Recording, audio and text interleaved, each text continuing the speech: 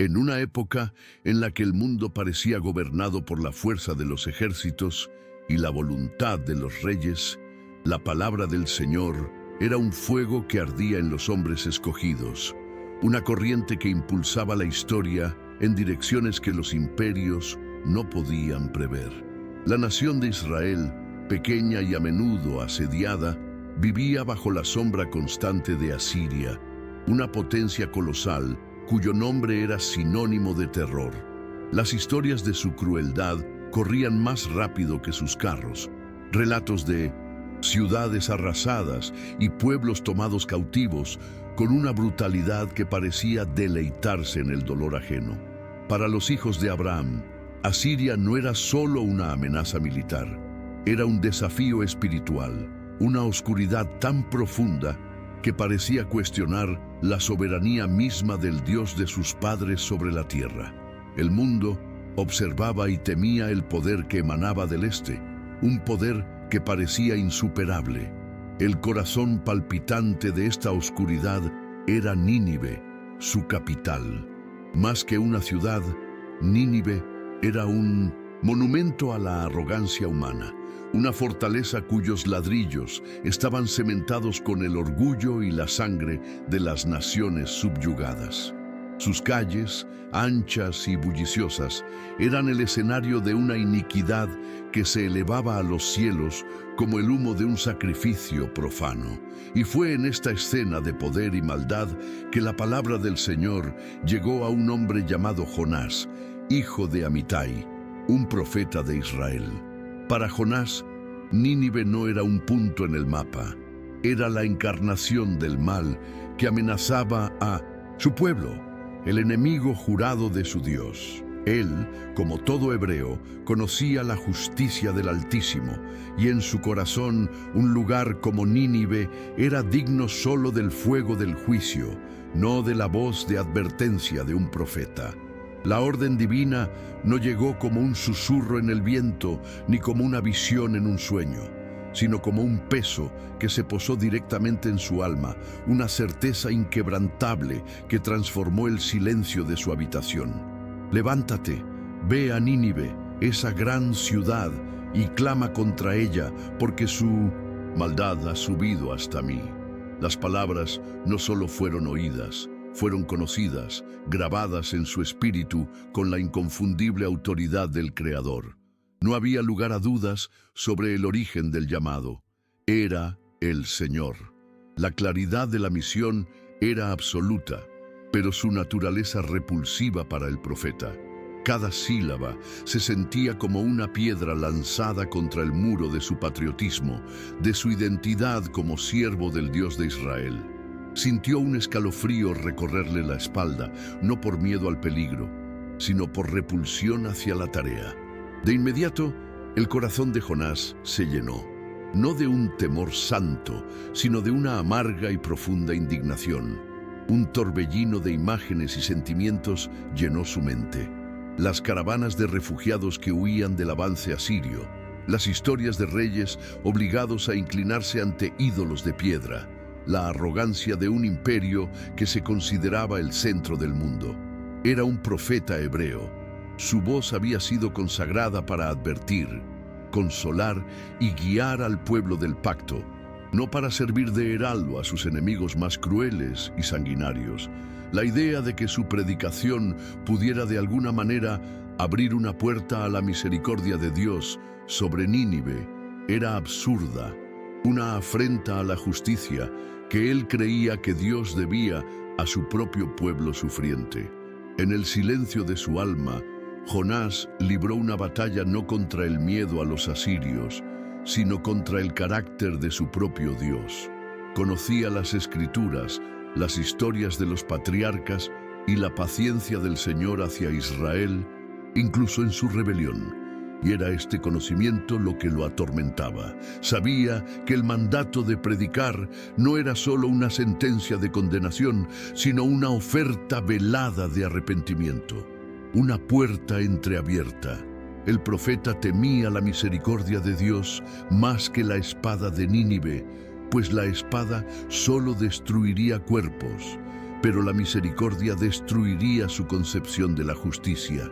No quería ser el instrumento que guiara a los enemigos de su pueblo a la salvación.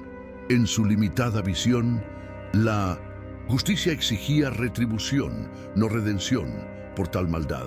Así, una sombría resolución se solidificó en su mente. Si Dios estaba decidido a ser misericordioso, Jonás se negaría a ser su mensajero. No iría al este, al corazón del imperio asirio. En cambio, iría al oeste, al punto más lejano conocido en la geografía de su tiempo, Tarsis. Para la mente de un hombre de esa época, Tarsis era el fin del mundo, una ciudad portuaria en el otro extremo del horizonte conocido. Ir a Tarsis era más que desobediencia, era una declaración, era un intento de colocarse tan lejos del epicentro de la voluntad de Dios que tal vez la orden se perdería en el camino. Se levantó, no con el vigor de un siervo obediente, sino con la prisa de un fugitivo, decidido a escapar de la presencia del Señor. Cada paso en el polvoriento camino que lo conducía al sur, hacia el puerto de Jope, era un acto deliberado de rebelión. El sol calentándole la espalda parecía la mirada penetrante del Todopoderoso, y la brisa que soplaba desde los campos de Israel parecía susurrarle la orden que intentaba olvidar. Jonás, un hombre acostumbrado a escudriñar el cielo en busca de una señal y a acallar su alma para escuchar la voz de Dios, ahora hacía lo contrario. Se concentraba en el sonido de sus sandalias contra la tierra, en el ritmo de su propia respiración, en cualquier cosa que pudiera ahogar la resonante comisión divina. Se estaba convirtiendo en un extraño en su propia tierra, un fugitivo no de los hombres, sino del llamado mismo que definía su existencia. Cada kilómetro que recorría era otra capa de distancia que ponía entre él y el trono celestial. Al llegar a Jope, el ruido y el caos del puerto fueron un alivio para su espíritu atormentado. El olor a sal, pescado y madera mojada, el clamor de los mercaderes de diversas naciones y el crujido de las cuerdas de los barcos crearon una sinfonía mundana que le brindó un refugio temporal del silencio sagrado que tanto temía. En medio de la multitud, ya no era Jonás, el profeta de Dios. Era solo otro viajero anónimo. El descubrimiento de un barco robusto, con las velas listas para desplegarse hacia la lejana Tarsis, le pareció una señal providencial. En su ceguera voluntaria, no vio la mano de Dios permitiéndole pasar, sino más bien la fortuna favoreciendo su escape, una confirmación de que su decisión de desafiar la voluntad de Dios era de alguna manera viable. El capitán del barco, un hombre curtido por el sol y la sal, vio en Jonás a un pasajero más que buscaba un nuevo comienzo o huía del pasado. No cuestionó sus motivos, simplemente extendió la mano para recibir el pago. Jonás contó las monedas. El frío metal en su palma contrastaba marcadamente con el fuego espiritual que intentaba extinguir. Cada pieza era un símbolo de su renuncia. Él, quien había sido sostenido por la divina providencia, ahora usaba recursos terrenales para comprar distancia de su proveedor. La transacción fue rápida, impersonal, pero para Jonás, el acto de pagar selló su pacto de escape. Ya no era un pasajero de la providencia, sino un cliente de la desobediencia, invirtiendo su propia riqueza para distanciarse de aquel que le había dado todo, incluyendo la vida y su vocación. Al subir a la cubierta de madera y descender a la oscura bodega del barco, un suspiro de alivio escapó de sus labios. La oscuridad y el olor a aparejos y carga eran un escondite bienvenido, un lugar donde podía hacerse invisible, lejos del sol acusador y de la tierra que conocía su historia. Se acurrucó en un rincón, sintiendo el suave balanceo del navío mientras comenzaba a prepararse para la partida. Por primera vez desde que la palabra del Señor lo había confrontado, sintió una paz frágil y engañosa. Creía haber burlado al destino, haber encontrado una escapatoria en la soberanía de Dios. Poco sabía que el Dios que gobierna la tierra firme también domina la furia del mar, y que su intento de escape lo estaba llevando directamente al centro de una lección que nunca olvidaría. Con las velas infladas por un viento favorable, el barco zarpó del puerto de Jope, mientras la costa de Israel se difuminaba cada vez más en el horizonte. Para Jonás, dormido en la bodega, cada ola que rozaba suavemente el casco era una canción de cuna que lo arrullaba hasta su exitosa huida. Cayó en un sueño profundo, un sueño no de inocencia, sino de agotamiento por su lucha interior y de alivio por su aparente victoria. Sin embargo, mientras el profeta dormía, el Señor, de quien huía, no descansó. El Dios que fija los límites de los mares y domina los vientos, extendió su mano sobre las aguas. El cielo despejado fue solo un preludio, una calma deliberada, antes de la demostración de que nadie puede esconderse de la presencia de aquel que llena cielo y tierra. La huida de Jonás no lo había llevado fuera del alcance de Dios, sino al escenario de su próxima intervención. Entonces, el Señor envió un fuerte viento sobre el mar. No fue un cambio de clima común, sino una fuerza con un propósito, una furia que golpeó a esta embarcación en particular con una precisión aterradora. El cielo se oscureció en un instante, y las olas, antes mansas, se alzaron como muros líquidos, amenazando con aplastar la madera y a los hombres. El barco, que una vez había navegado con tanta confianza, comenzó a ser sacudido de un lado a otro como una hoja en un remolino. El barco gimió bajo la presión. Sus tablones crujieron como si estuvieran a punto de desintegrarse. Los marineros, hombres que habían conocido el rostro de muchas tormentas, sintieron un terror que nunca habían conocido, pues reconocieron en la violencia de esta tormenta algo que no pertenecía al orden natural de las cosas. El pánico se extendió por la cubierta como un viento aullante. Aquellos marineros, cuyas vidas eran un diálogo constante con el mar, ahora se enfrentaban a un monólogo de pura furia. En un acto de desesperación, comenzaron a clamar, cada uno a su propio Dios, una colección de ídolos de madera y piedra con los oídos cerrados y las manos impotentes. Sus plegarias fueron devoradas por el rugido de las olas. Empezaron a arrojar su carga por la borda, los preciados bienes que representaban su sustento, sacrificando ganancias con la esperanza de salvar sus vidas. Pero el mar no se calmaba.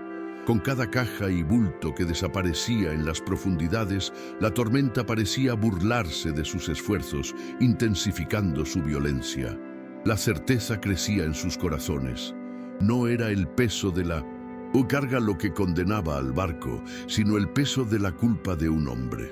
Mientras la batalla por la supervivencia se libraba en cubierta, un silencio antinatural reinaba en la bodega. Allí, Jonás dormía.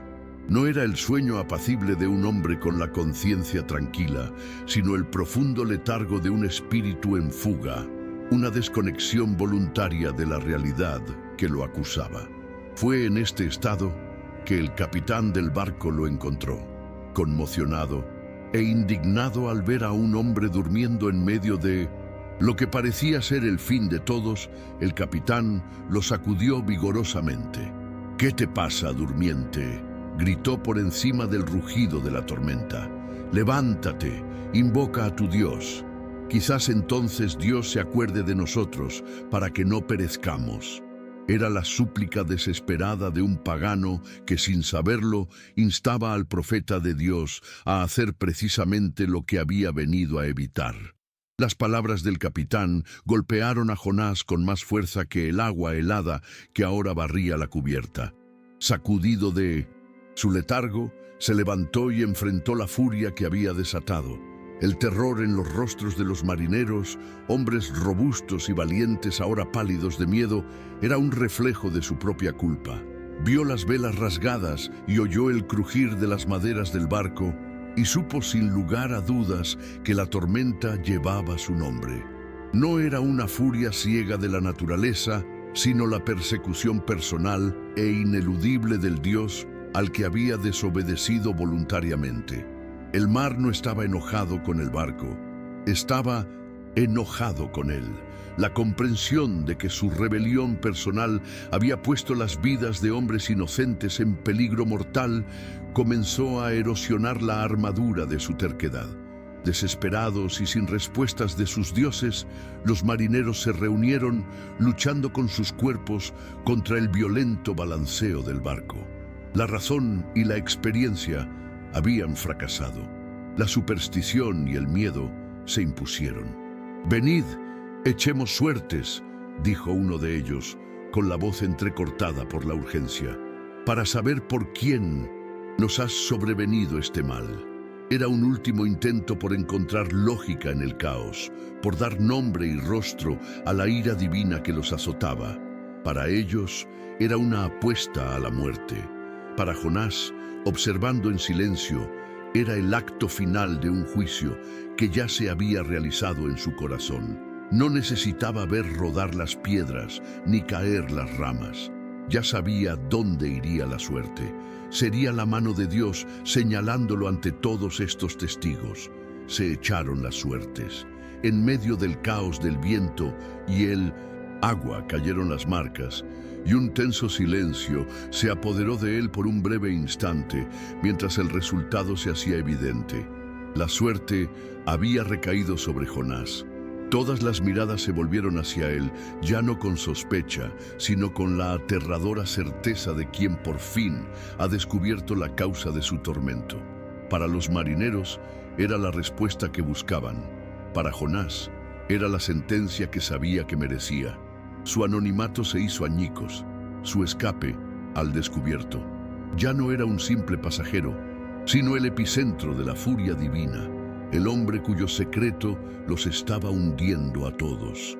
La tormenta no amainó, parecía esperar la confesión que ahora era inevitable. El profeta de Dios estaba acorralado, no por los hombres, sino por la omnipresencia de su Señor. De inmediato lo rodearon. Sus voces, una mezcla de miedo y acusación, se alzaban por encima del rugido de la tormenta. «Díganos ahora por quién nos ha sobrevenido este mal», exigió el capitán. Las preguntas llegaban en una avalancha desesperada desde todos lados, cada uno deseando comprender la naturaleza del crimen que los había condenado. ¿Cuál es su ocupación? ¿De dónde viene? ¿Cuál es su país? ¿Y a qué pueblo pertenece? Necesitaban saber qué clase de hombre era, y aún más importante, a qué clase de Dios había ofendido para provocar una ira tan terrible. Ya no eran preguntas de curiosidad, sino un interrogatorio en una sala de audiencias improvisada en medio del juicio, donde la vida de todos pendía de un hilo, a la espera de la respuesta del acusado. Con el peso del juicio sobre él, Jonás finalmente rompió su silencio rebelde. Su voz, firme y resignada, atravesó el caos. «Soy hebreo», declaró, «y temo al Señor, Dios del cielo, que hizo el mar y la tierra firme». En ese momento, no solo respondía a una pregunta, proclamaba la verdad fundamental que había intentado negar con su huida. Al afirmar que su Dios era el creador del mar que ahora los azotaba, admitió la absoluta inutilidad de su intento de escapar. Fue una confesión de culpa y, al mismo tiempo, una declaración de la soberanía absoluta de aquel de quien huía. La tormenta que los rodeaba dejó de ser un mero fenómeno para convertirse en la firma personal del Dios de Jonás, el poder visible de su majestad. Al oír esto, los marineros se sintieron invadidos por un terror que superaba el miedo a la muerte. El terror que habían sentido antes era a la furia de los elementos. El terror que sentían ahora era a la identidad del amo de esos elementos. No se enfrentaban a un dios local, un espíritu de las aguas o del viento, sino al mismísimo arquitecto de la creación. Su problema era infinitamente mayor de lo que habían imaginado. Estaban atrapados en medio de una disputa entre un sirviente desobediente y su amo omnipotente. Con los ojos desorbitados por el terror, miraron a Jonás, y su siguiente pregunta surgió de pura incredulidad y asombro. ¿Por qué has hecho esto? ¿Cómo te atreves a huir de semejante Dios? La locura del acto de Jonás se les hizo devastadoramente evidente. La tormenta seguía azotando el barco sin piedad, y los marineros, conscientes de la naturaleza de la crisis, se volvieron una vez más hacia Jonás. Su pregunta ya no era de acusación, sino de sumisión al terrible poder que representaba. ¿Qué haremos contigo para que el mar se calme? Estaban poniendo la sentencia en manos del propio acusado, reconociendo que la solución estaba en él. Jonás, con la calma de quien ha aceptado su propio fin, miró las olas que clamaban y dio la única respuesta posible. «Llévame y arrójame al mar», dijo, «y el mar se calmará, porque sé que por mi causa ha venido sobre ti esta gran tempestad». No había heroísmo en su voz, solo la aceptación de una consecuencia inevitable. Fue la confesión final de un hombre que sabía que su deuda solo podía pagarse con su propia vida. Sin embargo, estos hombres, a pesar de ser paganos y estar al borde de la muerte, dudaban en cometer tal acto. La idea de arrojar deliberadamente a un hombre a las aguas embravecidas les pesaba en la conciencia. Un temor primordial a la culpa de sangre y un renovado respeto por el Dios de Jonás los detenían. En un último y desesperado esfuerzo por evitar lo inevitable, se lanzaron a los remos, intentando dirigir el barco de vuelta a tierra firme. Remaban con una fuerza nacida del pánico, con los músculos ardiendo en una inútil lucha contra la voluntad divina. Pero el mar, obedeciendo a su creador, no se lo permitió.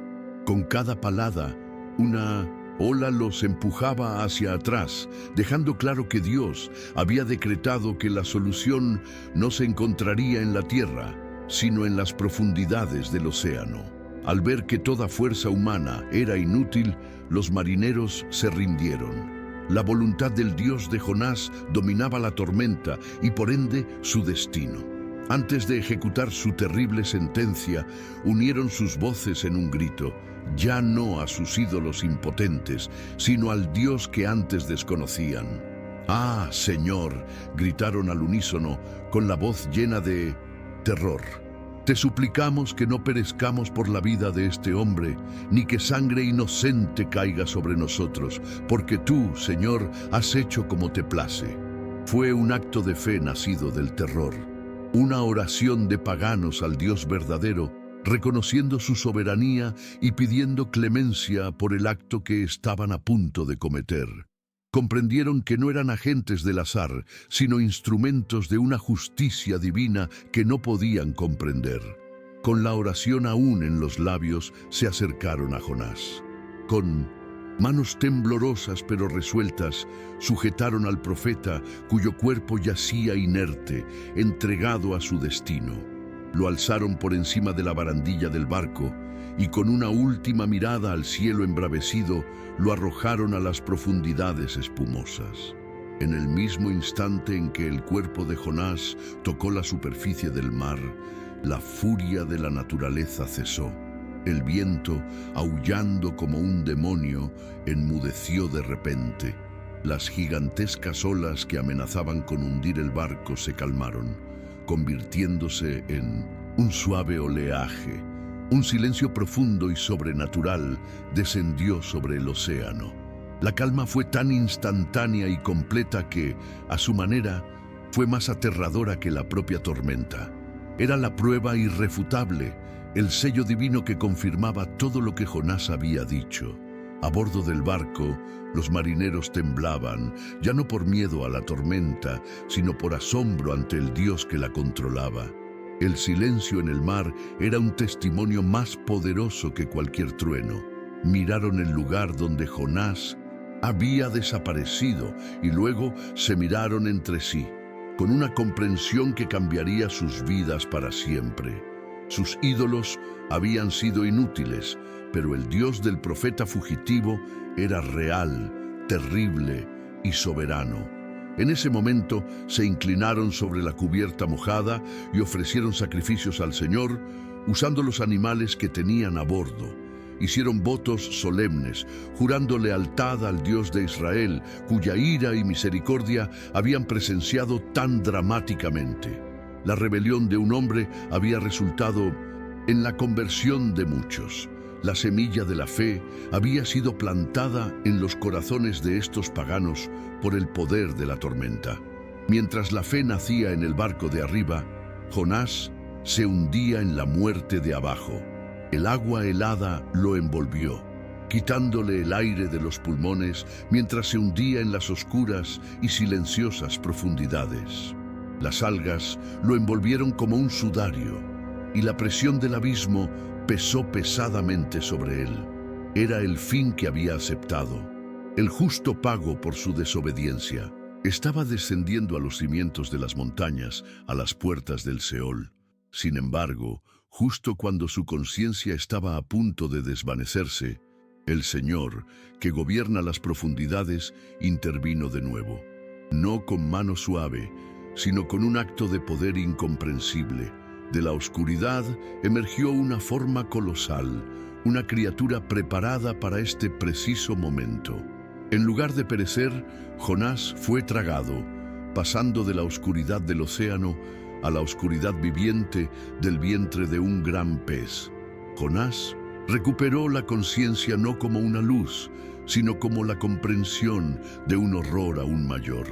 Estaba vivo, pero en un lugar que no debería albergar vida. La oscuridad era absoluta, una presencia física que le oprimía los ojos. El aire era denso y fétido, una mezcla del olor salado del mar y la descomposición de otras criaturas devoradas. Las paredes de su prisión estaban húmedas y se contraían rítmicamente a su alrededor, recordándole constantemente que era prisionero dentro de un ser vivo. Sonido apagado de las aguas profundas del exterior y el lento y potente pulso del corazón de la criatura eran los únicos indicios de una existencia que desafiaba toda razón. No había muerto, sino que había sido enterrado vivo en una tumba móvil, en el abismo más profundo y oscuro. Durante 3 días y 3 noches permaneció en aquel vientre acuoso. El tiempo se disolvió en un continuo de oscuridad y angustia. El terror inicial dio paso a un estado de absoluta impotencia. No había escapatoria, ni muros que escalar, ni puertas que derribar. Toda su fuerza, su terquedad y su determinación rebelde fueron aplastadas en aquel espacio confinado y sofocante. Lejos de la luz del sol, lejos de la tierra firme, lejos de cualquier rostro humano, se vio obligado a una introspección que ya no podía evitar. Despojado de todo, en un aislamiento que ningún monje había buscado jamás, Jonás se quedó solo con el recuerdo de su desobediencia y la ineludible presencia del Dios que lo había colocado allí, en 1910, el corazón del abismo. En ese lugar de muerte y aislamiento, donde la rebelión finalmente había llegado a su fin, algo dentro de Jonás se quebró. La terquedad cedió y el orgullo se desmoronó. Yaciendo en el seno de la oscuridad, el profeta hizo lo único que le quedaba: orar. No fue una oración de negociación ni exigencia, sino el clamor de un alma completamente derrotada que se volvía a su soberano. En mi angustia clamé al Señor y Él me respondió, confesó en el silencio de su corazón.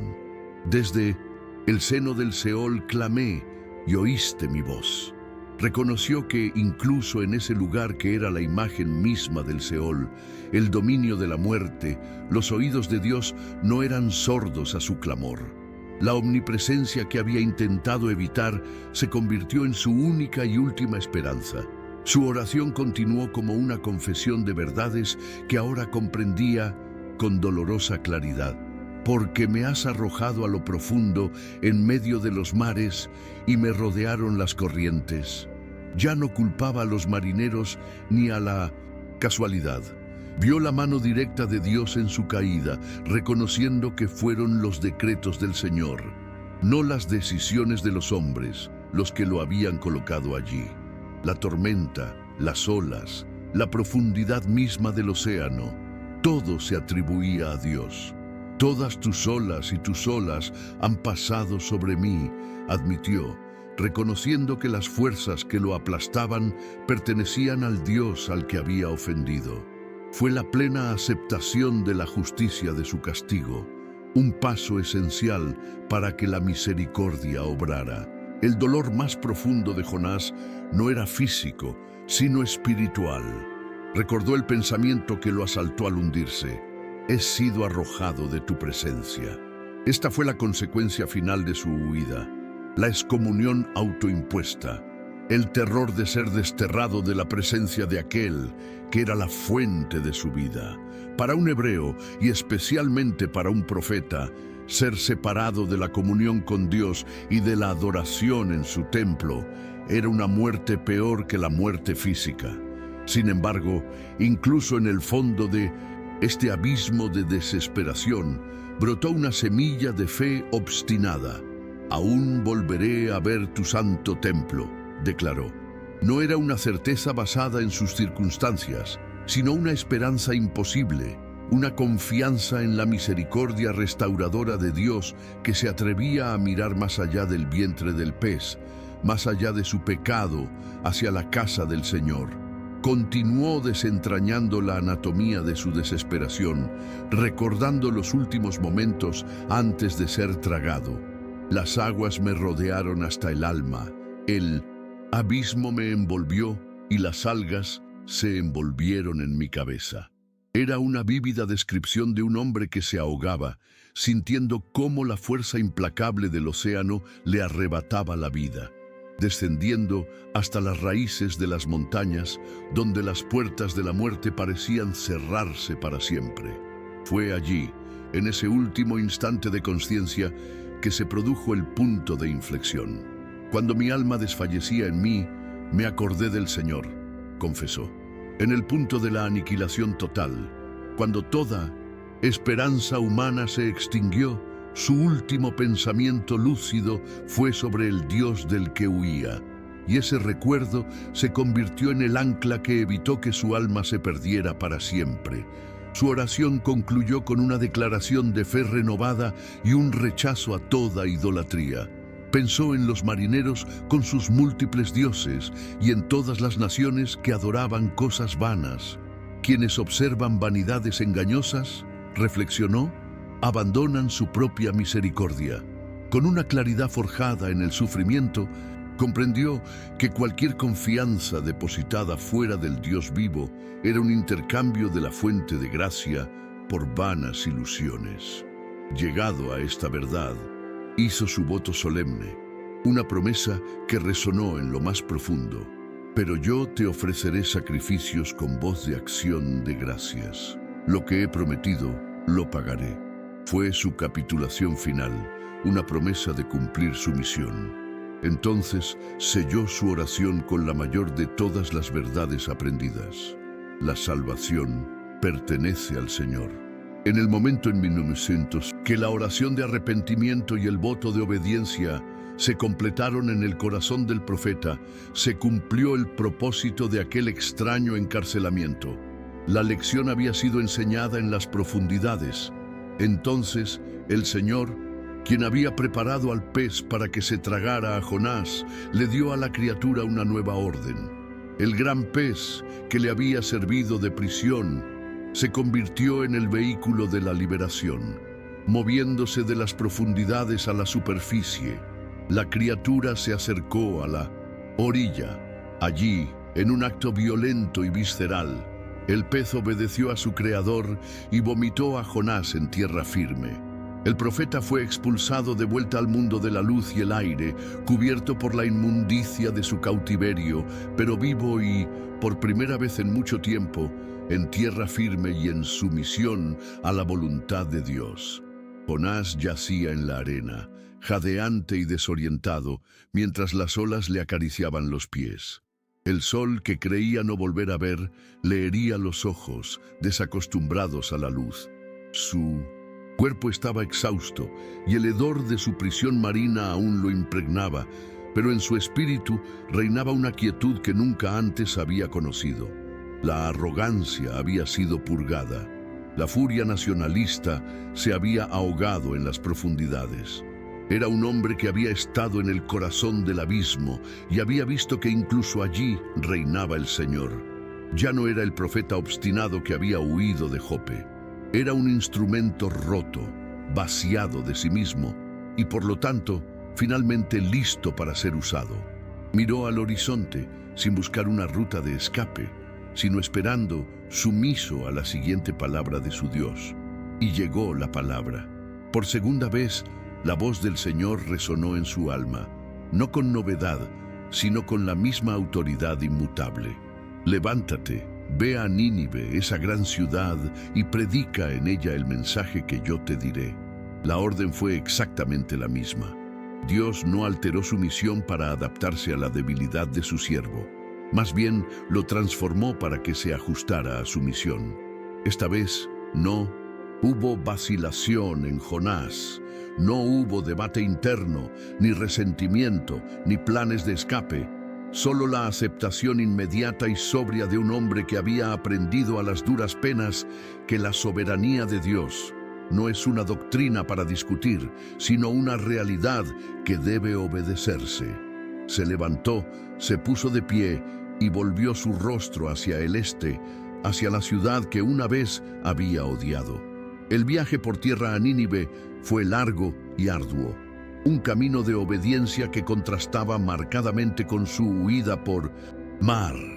Cada paso hacia el este era el cumplimiento del voto que había hecho en las profundidades, una reafirmación de su sumisión. Atravesó tierras extrañas, oyendo idiomas que no entendía, un peregrino solitario en una misión que su viejo corazón habría rechazado. Ya no existía la prisa de un fugitivo, sino el paso firme de un hombre con un propósito definido, aunque abrumador. Ya no veía el paisaje como un obstáculo ni una ruta de escape, sino como el camino que el Señor le había trazado. El mundo exterior no había cambiado, pero la geografía de su alma había sido completamente rediseñada por la mano de Dios. Era una flecha, ahora apuntando correctamente al blanco. Finalmente, tras semanas de viaje, las murallas de Nínive se alzaban en el horizonte, una visión que podía conmover incluso al ejército más valiente. La ciudad era una fortaleza de arrogancia, con sus murallas tan gruesas que los carros podían atravesarlas, sus enormes puertas adornadas con relieves que celebraban la brutalidad asiria.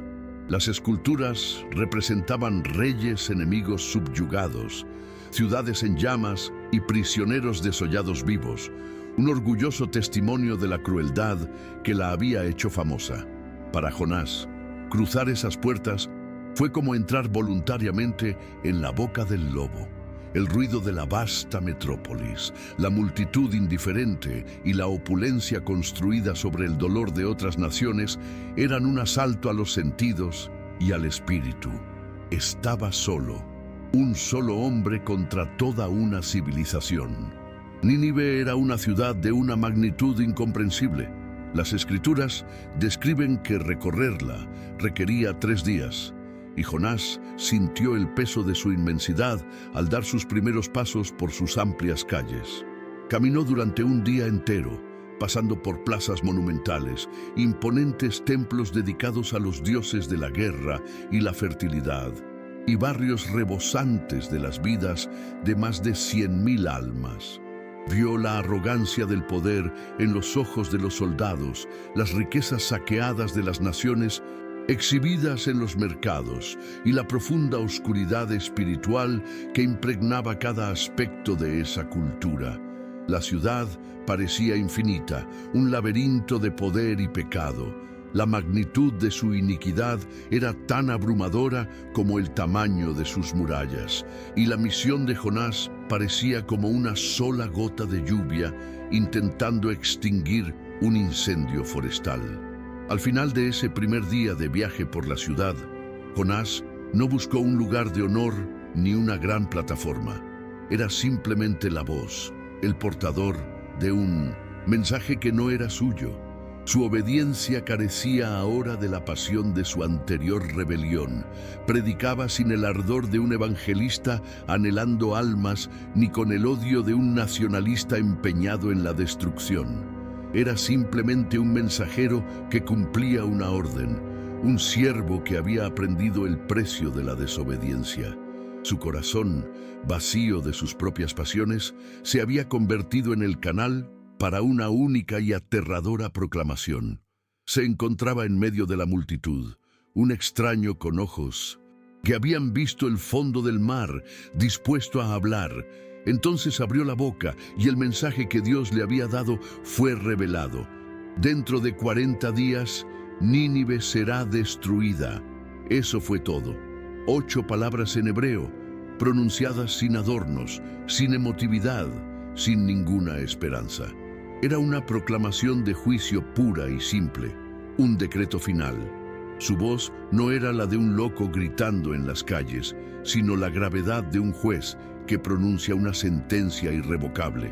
Quienes pasaban y oían las palabras se detuvieron, intrigados no solo por la extrañeza del mensaje, sino por la carga sobrenatural que lo acompañaba. Las palabras flotaron en el aire, un marcado contraste con la vida vibrante y segura de sí misma de la ciudad. Eran una semilla de terror, sembrada en el corazón de la metrópolis más grande del mundo. Lo que sucedió después no puede explicarse con la lógica de la retórica ni con la psicología de masas. Fue obra directa del Espíritu de Dios, el mensaje de Jonás. En lugar de ser descartado como las divagaciones de un extranjero, comenzó a difundirse con una velocidad inexplicable.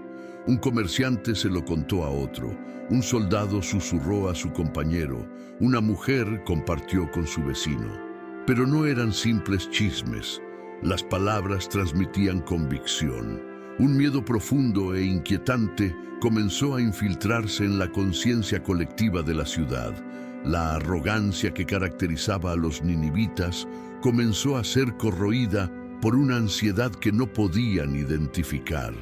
El Dios que no conocían estaba obrando en sus corazones, usando el mensaje de su profeta reticente para arar la tierra endurecida de su iniquidad. El clímax de la intervención divina se manifestó de una manera que desafió todas las expectativas humanas. Los hombres de Nínive creyeron en Dios, no en el Dios que conocían, pues no conocían a ninguno, sino en el poder y la autoridad que transmitía el mensaje de Jonás. Fue un milagro de fe colectiva. Incluso antes de cualquier orden real, un movimiento espontáneo de contrición recorrió la ciudad. El pueblo proclamó un ayuno. Cesaron las actividades comerciales, se almacenaron alimentos y un silencio penitencial comenzó a reemplazar el bullicio habitual de la metrópoli. Desde el ciudadano más importante hasta el más humilde sirviente, todos comenzaron a vestirse de cilicio, la áspera tela del luto y la humillación, cambiando sus finas vestiduras por una señal visible de sus corazones quebrantados. La noticia de la extraña profecía y, aún más, impactante, la reacción masiva de sus súbditos finalmente llegó a oídos del rey de Nínive. Sentado en su trono, símbolo supremo del poder y el orgullo asirios, escuchó los informes de sus consejeros. El mensaje de un profeta hebreo desconocido, que de por sí podría haber sido ignorado, vino acompañado del peso de una ciudad entera en duelo. El espíritu de arrepentimiento que se había extendido por las calles y las casas ahora traspasaba los muros del palacio. El monarca, cuyo poder era absoluto y cuya palabra era ley, comprendió que una autoridad superior a la suya actuaba dentro de sus dominios. Miró más allá de su corte, a la ciudad cubierta de ceniza y luto, y el temor de Dios, el mismo Dios que había subyugado a su pueblo, comenzó a apoderarse de su corazón. Entonces el rey de Nínive hizo algo que sacudió los cimientos de su propio poder. Se levantó de su trono. Con ese gesto demostró reconocer una autoridad superior a la suya. Se despojó de su manto real, la prenda que simbolizaba su gloria y el poder de su imperio, y lo arrojó a un lado. En su lugar, se cubrió con el mismo cilicio que vestían sus súbditos, identificándose con los más humildes de su pueblo en su duelo. Y entonces, en un acto de suprema humillación, el hombre más poderoso de la tierra descendió del esplendor de su corte y se sentó sobre un montículo de cenizas. Fue la rendición incondicional de un rey, no ante un ejército invasor, sino ante la convicción de su propio pecado, ante un Dios que apenas conocía, pero que ahora temía profundamente. Inmediatamente después de su acto personal, el rey hizo proclamar un decreto por toda la vasta ciudad, una orden que llevaba su sello y el de sus nobles. La ley era absoluta y completa. Que ningún hombre, ni bestia, ni buey, ni oveja pruebe cosa alguna, que no coman ni beban agua, ordenaba la proclamación. El ayuno sería total, señal de que toda la nación, incluidas sus criaturas irracionales, se encontraba en estado de angustia ante el cielo. La orden continuaba, exigiendo que todos, hombres y bestias por igual, se cubrieran de cilicio y clamaran a Dios en voz alta. Era una movilización nacional de penitencia, un esfuerzo desesperado y colectivo para evitar la ira divina que se cernía sobre ellos. El decreto real, sin embargo, trascendió los rituales externos de duelo. El rey, con una sabiduría que solo Dios podía conceder, atacó la raíz de la iniquidad de su pueblo.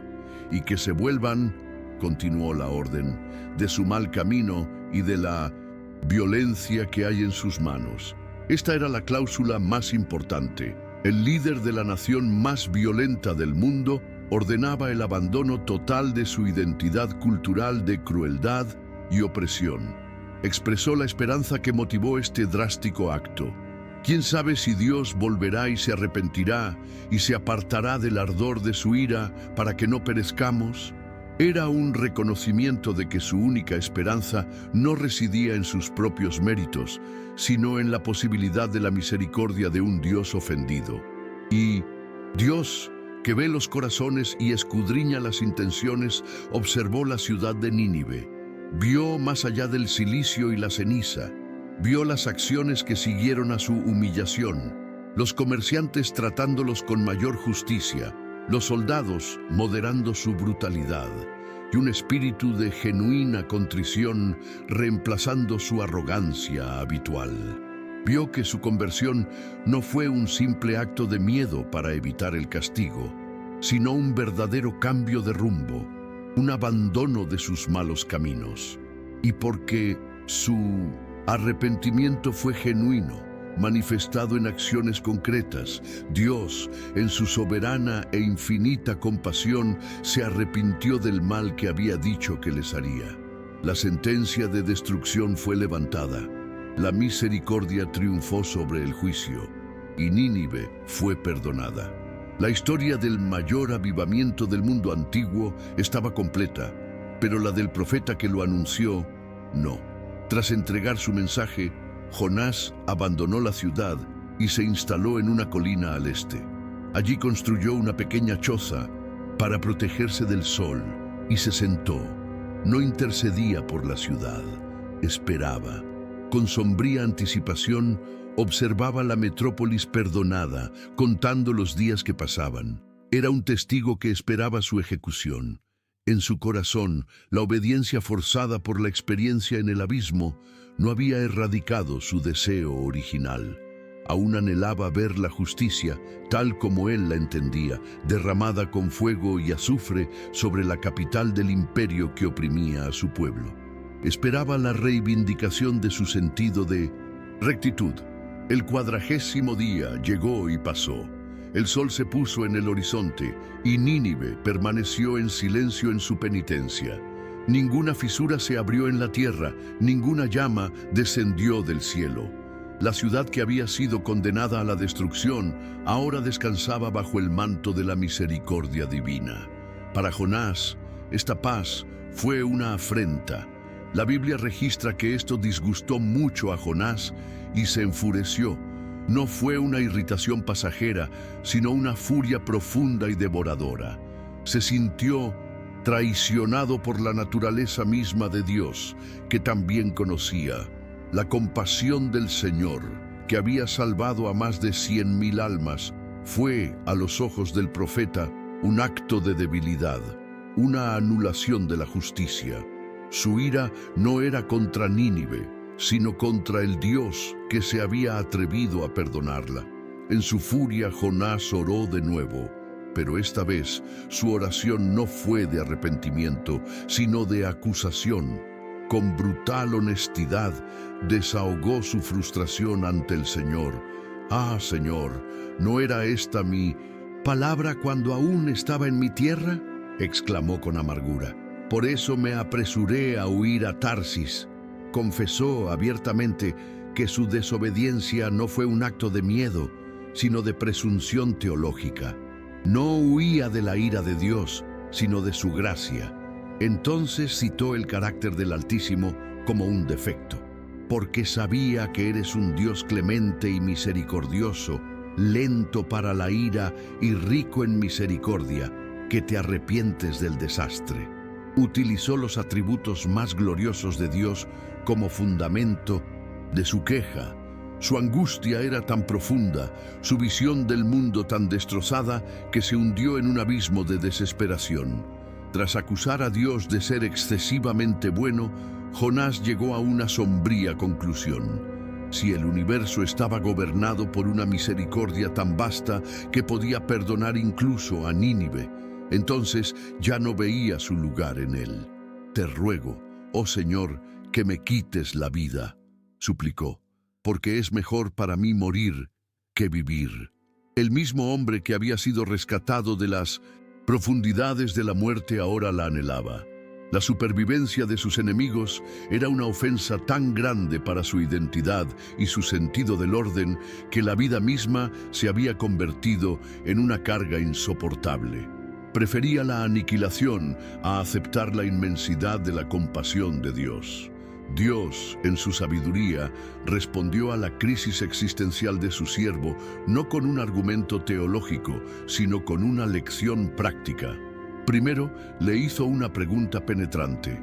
«¿Es justo que estés enojado?». Sin esperar respuesta, actuó. Durante la noche el Señor hizo crecer una planta frondosa, una planta de ricino, que se alzaba sobre la cabaña de Jonás, proporcionando una sombra densa y agradable. El profeta, sumido en la amargura, sintió un alivio inmediato del calor del desierto, y gracias a esta pequeña bendición personal se llenó de alegría. Su profunda furia por la misericordia de Dios hacia toda una ciudad quedó temporalmente olvidada por la alegría que sintió al encontrarle una sola planta que le daba sombra. La pequeñez de su consuelo reveló la pequeñez de su perspectiva, pero la lección aún no había terminado.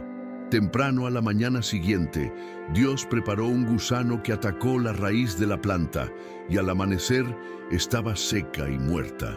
La fuente de alegría de Jonás desapareció tan rápido como había aparecido.